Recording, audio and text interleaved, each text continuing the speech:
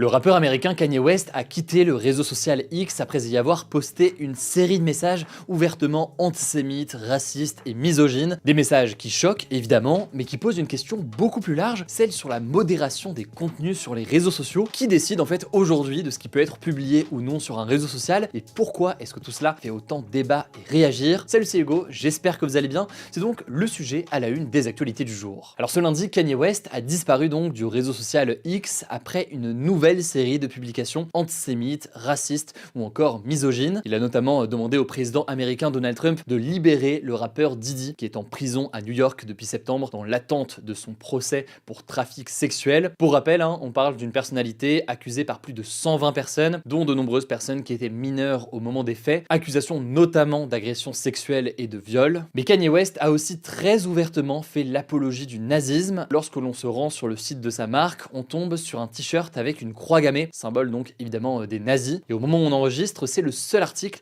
qui peut être acheté sur son site. Kanye West a également publié sur son compte des vidéos ouvertement pornographiques. Et suite à ces publications, Elon Musk, le propriétaire de X, a déclaré que le compte du rappeur était désormais considéré comme inapproprié et donc que les contenus ne seraient pas visibles à tout le monde. En gros, ils sont jugés not safe for work, donc autrement dit, ils sont masqués par défaut. Et finalement, je le disais, son compte a disparu ce lundi. Alors on ne sait pas s'il a été supprimé par la plateforme ou si c'est Kanye West lui-même qui a supprimé son compte. Quoi qu'il en soit, deux éléments importants à noter. Avant de quitter X, le rappeur a publié un dernier message dans lequel il a annoncé se déconnecter de Twitter. Il a dit apprécier aussi qu'Elon Musk, je cite, lui permette de se défouler. Et si on rentre dans les détails, et c'est ce qu'on va voir aujourd'hui, parce que c'est pas que la question de Kanye West, c'est une question plus large de modération sur les réseaux sociaux. Quand on va sur le site de X, il est indiqué qu'a priori faire l'apologie par exemple du nazisme, eh bien ce serait quelque chose qui serait contraire à la plateforme. Sauf que quand on regarde la réaction à Elon Musk, il a réagi à un tweet qui évoquait la question des contenus pornographiques qui n'étaient pas appropriés, alors que depuis quelques jours déjà, Kanye West diffusait non pas des contenus pornographiques, mais avant ça des contenus donc ouvertement nazis qui n'étaient pas supprimés par la plateforme. Et par ailleurs, ce que l'on peut noter, c'est que de nombreux médias ont révélé que, eh bien, depuis le passage de Twitter à X, de plus en plus de comptes ouvertement néo-nazis étaient présents sur la plateforme et diffusaient ouvertement du contenu dessus, sans être donc suspendus par le réseau social. En fait, ce qu'il faut comprendre, c'est que Elon Musk, il veut agir comme un fervent défenseur d'une liberté d'expression maximale en quelque sorte, et au travers son réseau social, il prône une plateforme où un large éventail d'opinions peut être exprimé et sans censure donc importante. D'ailleurs, on peut noter que lorsqu'il a racheté Twitter, il a rétabli un certain nombre de comptes qui avaient été bannis pour incitation à la haine ou incitation à la violence. Il a aussi réduit les équipes de modération de Twitter, devenu X par la suite, après son rachat, pour favoriser un modèle de vérification participative. Et là, en fait, ce qu'il faut comprendre, c'est que Elon Musk, il a une vision de la liberté d'expression qui est beaucoup plus proche de ce qui existe en fait aux États-Unis, ce qui est protégé en fait par le premier amendement de la Constitution américaine. Et je vais vous donner un exemple très simple. Aux États-Unis, du fait de ce premier amendement sur la liberté d'expression, eh bien, les manifestations néo-nazis sont autorisées. Des néo-nazis peuvent donc organiser ouvertement des manifestations aux États-Unis, tandis que, en théorie, en tout cas en France, c'est quelque chose qui est strictement interdit. Alors, on va revenir dans un instant sur ce que ça peut donc impliquer en termes de conséquences quand un réseau social américain implique une vision américaine de la liberté d'expression, y compris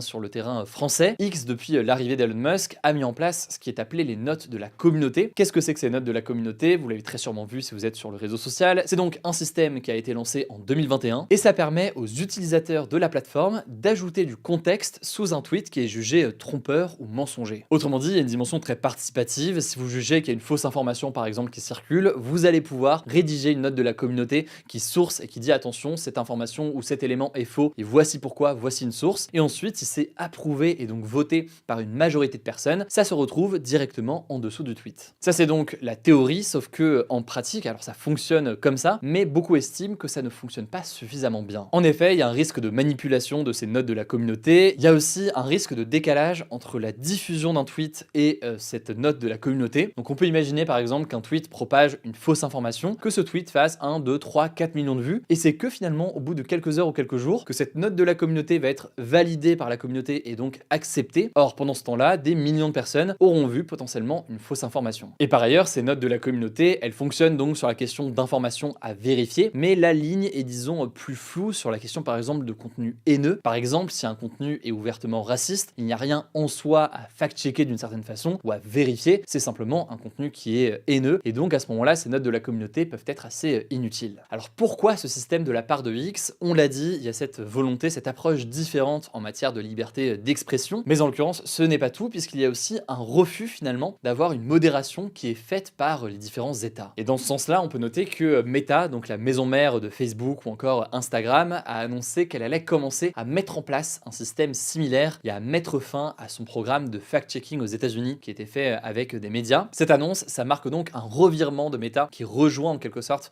la politique de X. Et pourquoi ce revirement? Eh bien parce que selon Mark Zuckerberg, le patron donc de Meta, les vérificateurs et les médias avec lesquels Meta travaillait ont été, je cite, trop orientés politiquement, ce qui l'aurait poussé donc à mettre en place ces notes de communauté à la place. Et ce qu'on peut aussi noter, c'est que l'an dernier, Mark Zuckerberg avait ouvertement accusé la Maison Blanche d'avoir mis la pression sur son équipe, donc sur les équipes de Meta, pour supprimer certains contenus, des contenus qu'il regrette d'avoir supprimés et qu'il estime aujourd'hui avoir complètement leur place sur la plateforme. Et en fait, c'est là où on touche à un élément absolument central dans le débat aujourd'hui, que ce soit d'ailleurs sur la question des contenus haineux ou que ce soit sur la question de la propagation de fausses informations. La question, c'est de savoir où se situe la modération. Est-ce que c'est à l'échelle de la communauté, comme essaie de le faire X, malgré donc tous les problèmes qui ont été identifiés ces derniers mois? Est-ce que c'est à l'échelle d'une entreprise, donc de la personne qui tient le réseau social, mais avec le risque donc d'avoir des réseaux sociaux détenus par des groupes privés qui vont décider ce qui est valable ou non à mettre sur une plateforme? Ou alors est-ce que c'est par exemple un gouvernement ou un État avec un risque de censure dans certains cas qui serait opéré par un gouvernement? Parlons quand même un instant maintenant de la question de l'Union européenne. Il faut savoir qu'au sein de l'Union européenne, il y a une réglementation, en théorie en tout cas, qui est en vigueur depuis 2023. C'est le Digital Service Act. C'est donc une réglementation qui oblige les plateformes et les réseaux à lutter contre la désinformation, la haine en ligne ou encore les contrefaçons. Et ça impose notamment aux réseaux sociaux des obligations de modération, de signalement de contenus illégaux et d'évaluation des risques liés à certaines informations trompeuses. Sauf que dans les faits, vous l'avez compris, aujourd'hui une plateforme comme X, eh bien, elle applique une vision américaine, on va dire, de la liberté d'expression, ce qui entraîne donc la propagation de certains contenus, alors certaines fausses informations, mais aussi donc certains contenus ouvertement haineux et par exemple néo-nazis, des contenus qui légalement pourraient passer côté américain, mais qui en théorie en Europe doivent être supprimés aux yeux de la loi, notamment en France. Or en pratique, vous l'aurez compris, ce n'est pas le cas. Bref, ça me semble important de revenir là-dessus parce que au-delà donc de la question de Kanye West et de ses tweets ouvertement antisémites, racistes et misogynes que vous avez pu voir ces derniers jours, il y a une question plus large, celle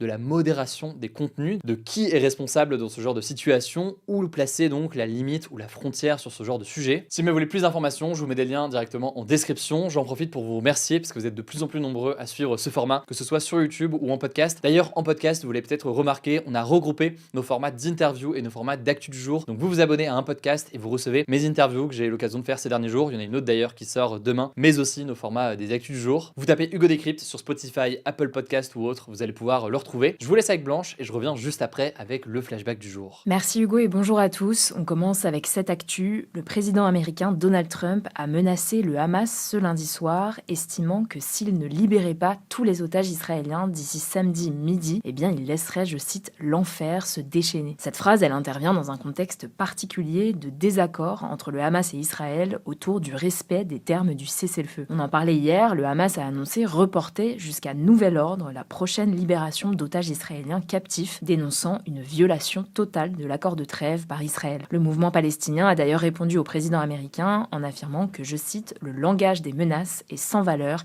et ne fait que compliquer les choses. En tout cas, le secrétaire général de l'ONU, Antonio Guterres, a appelé le Hamas à poursuivre la libération des otages. On suivra ça. Deuxième actu, toujours au sujet de Donald Trump, il a suggéré que l'Ukraine pourrait être russe un jour, évoquant cette possibilité dans un entretien accordé à la chaîne Fox News diffusé ce lundi. Alors que l'invasion massive de la Russie en Ukraine dure depuis presque 3 ans, les Ukrainiens pourraient arriver à un accord, comme ils pourraient aussi ne pas arriver à un accord, d'après Donald Trump. Le président américain a également réclamé à l'Ukraine un accès pour les États-Unis aux terres rares ukrainiennes, en échange de l'aide américaine à l'Ukraine face à la Russie. Ces terres, qui contiennent des métaux notamment utilisés dans l'électronique, seraient un moyen selon lui de sécuriser l'argent versé à l'Ukraine, faute de certitude de l'issue du conflit. À noter que le président ukrainien, Volodymyr Zelensky, devrait rencontrer le vice-président des États-Unis, J.D. Vance, ce vendredi, lors de la conférence sur la sécurité de Munich. Troisième actu, le milliardaire Elon Musk, patron de Tesla, SpaceX ou encore X, a proposé de racheter OpenAI, l'entreprise propriétaire de ChatGPT, pour 97,4 milliards de dollars, soit environ 95 milliards d'euros. C'est ce qu'a révélé le Wall Street Journal ce mardi. D'après leurs informations, un groupe d'investisseurs mené par Elon Musk Musk a essayé de racheter OpenAI donc ce lundi. À noter au passage d'ailleurs qu'Elon Musk fait partie des membres fondateurs de la start-up en 2015, qu'il a finalement quitté en 2018. Alors dans un post sur X, Sam Altman, le PDG d'OpenAI, a répondu ironiquement que, je cite, « Non merci, mais nous voulons bien racheter Twitter pour 9,74 milliards si vous voulez », soit 10% de l'offre faite par Elon Musk. Il a d'ailleurs répété plusieurs fois ce mardi au sommet de Paris sur l'IA qu'OpenAI n'était pas à vendre. Quatrième actu, Emmanuel Macron a proposé ce lundi de nommer l'ancien ministre et ex-président de l'Assemblée nationale Richard Ferrand, qui fait partie de son camp, à la tête du Conseil constitutionnel. Le Conseil constitutionnel est chargé de s'assurer que les lois votées par le Parlement respectent bien la Constitution, donc la norme suprême en France, et il est composé de 9 membres, tous nommés pour 9 ans. Le mandat de son président actuel, Laurent Fabius, se termine le 7 mars prochain et n'est pas renouvelable. Pour lui succéder, le chef de l'État a donc proposé le nom de Richard Ferrand, sauf que cette décision est loin de faire l'unanimité, notamment en raison de sa proximité avec Emmanuel Macron et de son parcours jugé trop peu juridique. En tout cas, sa candidature doit encore passer l'épreuve du Parlement. Elle sera refusée si 3/5 des parlementaires s'y opposent. Les résultats seront connus d'ici la semaine prochaine. On vous tiendra au courant. Cinquième actu, l'ONG Transparency International, qui lutte contre la corruption dans le monde, pointe une dégradation alarmante et inédite de la situation française dans son dernier classement de l'année 2024. La France se retrouve à la 25e place et perd 5 places par rapport à 2023. La raison, selon l'ONG, c'est que la France montre, je cite, une absence de volonté, tous bords politiques confondus, de lutter contre les atteintes à la probité. L'atteinte à la probité, c'est une violation des principes d'intégrité et d'honnêteté par une personne qui exerce une fonction publique ou privée. Et plus précisément, Transparency International recense 26 ministres impliqués dans des affaires politico-financières depuis 2017 et évoque les récentes mises en examen de la ministre de la Culture, Rachida Dati, et les poursuites pour prise illégale d'intérêt du secrétaire général de l'Élysée, Alexis Collère. Et on finit avec cette bonne nouvelle, certaines femmes vont pouvoir se faire rembourser des tests salivaires permettant de détecter l'endométriose. C'est ce qu'a annoncé la ministre de la Santé, Catherine Vautrin, ce mardi. En France, une femme sur 10 est atteinte de l'endométriose, donc cette maladie gynécologique qui provoque des douleurs souvent très intenses, mais aussi des troubles digestifs, urinaires et parfois une difficulté à avoir des enfants. Accessible dès ce mardi à environ 25 000 femmes, ce nouveau test salivaire, qui coûte environ 800 €, permet d'obtenir un résultat en quelques jours, alors qu'en moyenne, il faut actuellement 7 ans pour poser un diagnostic. Selon les résultats, cette expérimentation pourrait ouvrir la voie à une prise en charge pour toutes les femmes dans notre pays. Merci beaucoup Blanche. Alors le flashback du jour c'est le suivant. Il y a 35 ans, le 11 février 1990, Nelson Mandela était libéré après 27 ans de prison. Nelson Mandela était évidemment une figure emblématique de la lutte contre l'apartheid, ce système de ségrégation raciale institutionnalisé en Afrique du Sud de 1948 à 1991. Ce système, il imposait une domination des Blancs sur les autres groupes ethniques. En 93, Nelson Mandela a reçu le prix Nobel de la paix. En 94, il est devenu le premier président noir d'Afrique du Sud. Il est mort en 2013 à l'âge de 95 ans. Voilà donc pour les actualités aujourd'hui. Je le disais, je voulais suivre tout ça en version podcast. Vous tapez Hugo Décrypte et vous allez pouvoir le retrouver. Demain, on sort une très grosse nouvelle interview. Donc ce sera soit en podcast, soit sur notre chaîne YouTube dédiée au grand format. Je vous mets le lien en description. Pour plus d'actualités, rendez-vous sur Instagram. Vous le savez, le nom du compte, c'est Hugo Décrypte.